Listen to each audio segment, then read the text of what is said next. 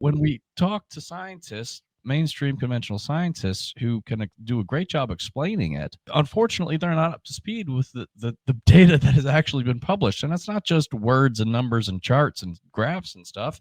It's actual photographs. Yeah. And this is one of the things your favorite scientist is a gentleman in the UK. His name is Professor Chandra Wickramasinghe, who I had the pleasure of interviewing for my documentary. And he has done more for the topic of panspermia than arguably anybody else on the planet, maybe including his partner, Sir Fred Hoyle. And that you have such a keen interest in his work and have introduced me to even more work, that International Space Station stuff. There are very few people talking about this, but I do wholeheartedly agree that it is one of the most interesting scientific discoveries of our time.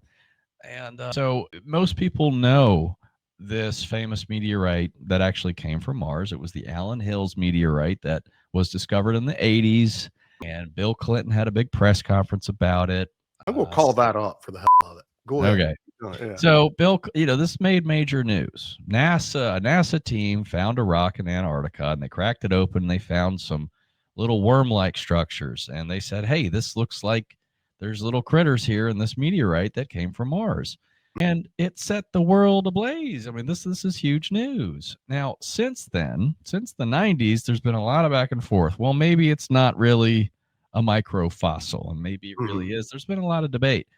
But it was this image that most people were used to seeing that was a very compelling images. What is it? Pictures are worth 1,000 words.